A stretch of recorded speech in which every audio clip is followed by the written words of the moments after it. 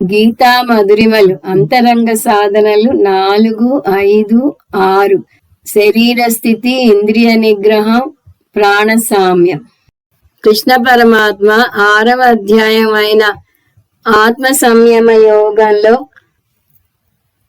నిధిధ్యాసనం గురించి చెప్తాడు. నిధిధ్యాసనం చేసేటప్పుడు పాటించాల్సిన కొన్ని అంతరంగ సాధనలను చెప్తాడు. ఇప్పుడు శ్లోకం 6, 13 చూద్దాం. సమం కాయ శిరో గ్రీవం ధారయన్నచలం స్థిరః సంప్రేక్ష్య నాసికాగ్రం స్వం దిశశ్చానవలోకయన్. ఈ శ్లోకంలో అంతరంగ సాధనలు 4, 5, 6. శరీర స్థితి, ఇంద్రియ నిగ్రహం, ప్రాణ సామ్యం నుంచి చెప్తున్నాడు. అంతకు ముందు శ్లోకాల్లో కింద కూర్చుని ధ్యానం చేయగలిగితే బాగుంటుందని, కానీ కింద కూర్చోలేకపోతే పైన కూడా కూర్చోవచ్చని చూసాం. కింద కూర్చుంటే బాగుంటుందంటే కూర్చోలేకపోయినా పర్వాలేదు అని అర్థం. కింద కూర్చుని తీరాలి అనే నియమం లేదు. ఈజీ చైర్లో కూర్చున్నా, వెళ్ళకిలా పడుకున్నా కూడా పర్వాలేదు. కానీ అలా చేస్తే నిద్ర ముంచుకు వచ్చే ప్రమాదం ఉంది. అందువల్ల ఎలా కూర్చున్నా ధ్యానం చేయాలి, అది ముఖ్యం. తక్కిన విషయాలన్నీ సూచనలే కానీ షరతులు కావు. ఎందుకు? ఇక్కడ ముఖ్యమైనది ధ్యానం కానీ కూర్చునే విధానం కాదు. అందువల్ల ఎక్కడైనా కూర్చోవచ్చు. కింద భాగం విశాలంగా ఉంటే కుదురుగా కూర్చోవడానికి వీలుగా ఉంటుంది. పై భాగం ఎలా ఉండాలి? 4వ అంశం సూచిస్తుంది. అది శరీర స్థితి. సమం కాయ శిరో గ్రీవం. పై భాగం నిటారుగా ఉండాలి. కాయం అంటే శరీరం. వెన్ను నుంచి మెడ దాకా ఉన్న భాగాన్ని కాయం అంటారు. గ్రీవం అంటే మెడ, శిర అంటే తల. ఈ 3 నేల నుంచి నిటారుగా ఒక సరళ రేఖలా ఉండాలి.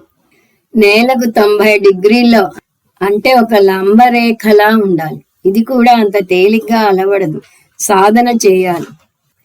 అలా పైభాగం నిటారుగా ఉంటే శ్వాస సమానంగా తేలిగ్గా వస్తుంది. మనం మనుషులం నిటారుగా నడుస్తాం, 2 కాళ్ళ మీద నిలబడతాం. జంతువులు 4 కాళ్ళ మీద నడుస్తాయి, అంటే అవి అడ్డంగా పెరుగుతాయి.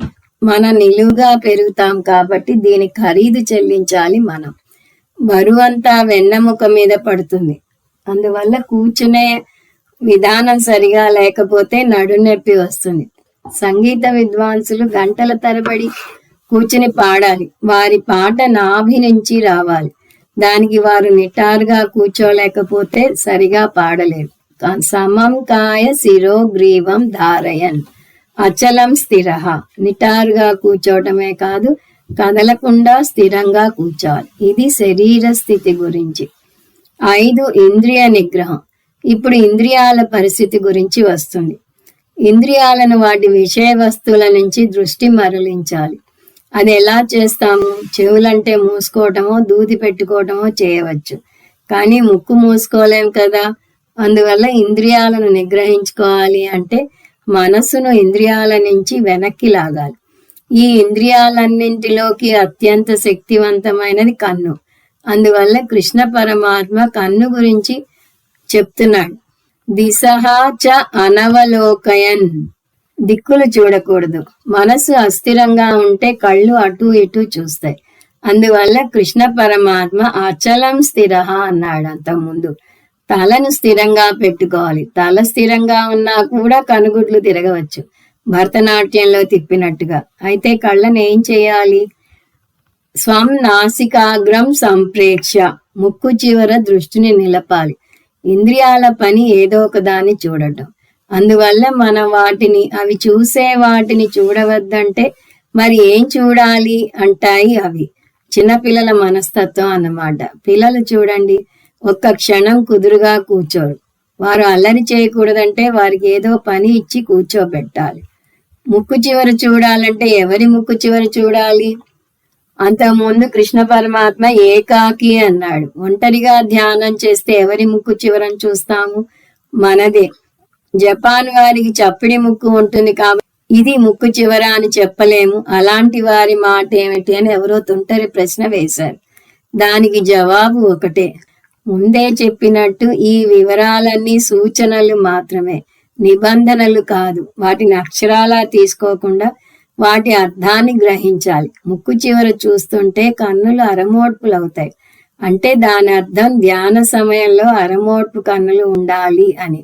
ముక్కు చివర చూడమంటే దాన్నే పట్టు కూర్చుంటే అది ముక్కు ధ్యానం అవుతుంది. ముక్కు ధ్యానం వల్ల చిత్తశుద్ధి కలగదు. కన్నులను సగం మూయాలి. ఇది ఇంద్రియ నిగ్రహానికి సూచన. 6వ సాధన ప్రాణసామ్యం. ఈ సందర్భంలో ప్రాణసామ్యం గురించి అంటే శ్వాస మీద ధ్యాస గురించి చర్చించాడు. 5వ అధ్యాయంలో దీని గురించి ప్రస్తావించాడు. అది ఇక్కడ తెచ్చుకోవాలి. ఈ శ్లోకంలో దృష్టిని భ్రూ మధ్య భాగంలో ఉంచమన్నాడు. అంటే భ్రుకుటి మధ్యలో చూడమన్నాడు. ఇప్పుడు భ్రుకుటి మధ్యలో చూడాలా, ముక్కు చివర భాగాన్ని చూడాలా? కృష్ణ పరమాత్మ రెండూ చెప్పాడంటేనే ఎలా చూసినా పర్వాలేదని అర్థం. ఇందులో గ్రహించాల్సిన అర్థం ఏమిటి? కళ్ళు మీ మనసును చెదరగొట్టకుండా కళ్ళను సగం మూసుకోవాలి. ప్రాణాపానౌ సమౌ కృత్వా, ప్రాణాపాన వాయువును సమస్థితిలో నడపాలి. అంటే ఉచ్ఛ్వాస నిశ్వాసలు సమానంగా నిదానంగా సాఫీగా ఉండాలి. నిజానికి ప్రాణ వీక్షణ ఒక మంచి సాధన అంటారు. ప్రాణాయామం వేరు, ప్రాణ వీక్షణం వేరు. ప్రాణాయామంలో శ్వాసను సమతుల్యంగా పీల్చటం. ప్రాణ వీక్షణం అంటే శ్వాస మీద ధ్యాస పెట్టడం, శ్వాసను పీల్చి వదిలే చర్యను గమనించటం. అలా గమనిస్తేనే శ్వాస సమానంగా నిదానంగా సాఫీగా ఉంటుంది.